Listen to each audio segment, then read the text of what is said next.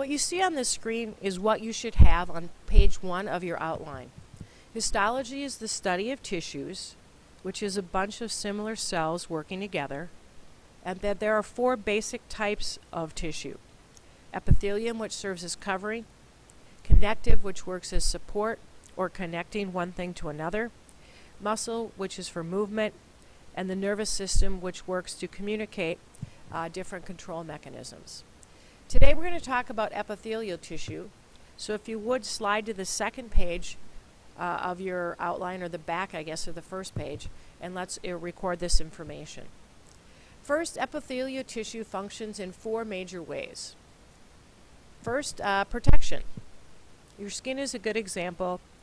It makes a barrier between you and the outside world. Absorption is the second function that epithelial tissue will do, and your intestines and your stomach are good examples of this, where materials from what you've ingested move from your digestive system into your circulatory system. Filtration is the third function that some epithelial tissue does, and that is specifically allowing one material to move through while others do not. So waste is filtered out of your blood in your kidneys through epithelial tissue.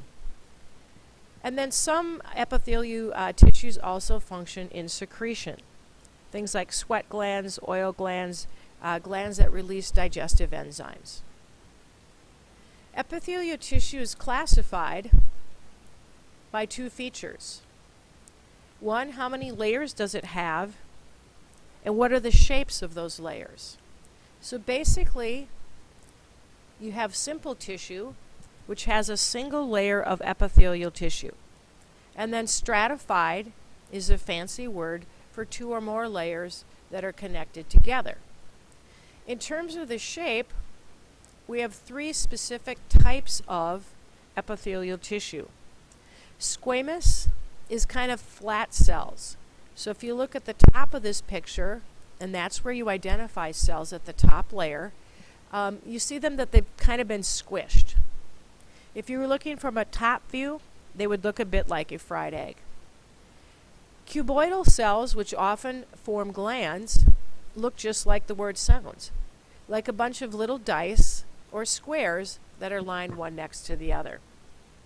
And then columnar cells are cells that are tall and thin, almost like shoe boxes put on their ends.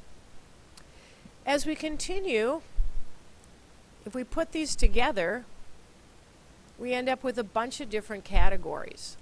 So if we take simple squamous, we have 1 layer of flat cells. Those function in parts of the body where we need things to be exchanged easily.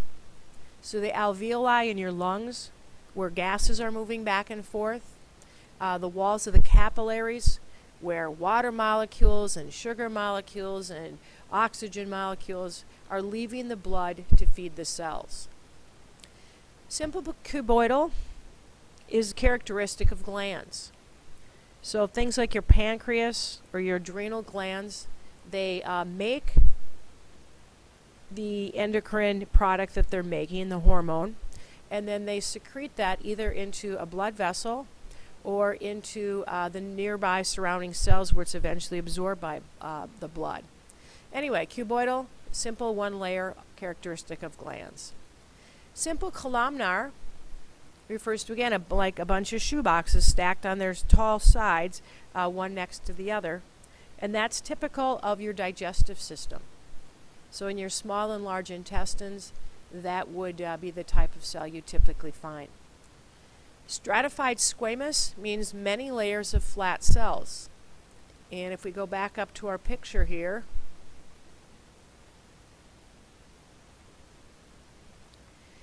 we'll see them as many, many layers, and the cells get flatter as they get to the top. And since it's the top layer that we identify them with, that is what they would look like. So stratified squamous cells are good in situations where you have abuse. So like your skin, where some of them will be worn away, but you'll have other layers underneath. Stratified cuboidal and columnar are really rare in the body, so you aren't responsible for knowing any examples. And then the last type is transitional. And these are cells that will change shape as pressure is applied to them. So as your bladder stretches to hold more urine, those cells sort of slide by one another and adjust their shapes. The last thing you want to have on this page are some terms that we're going to use to identify parts of the tissue. Apical is the first term, and that simply refers to the free edge. So if you look up here, this would be the apical edge because we have connective tissue underneath it. The basement membrane then is a thin layer under our epithelial tissue. So it's represented kind of by this little black line right here.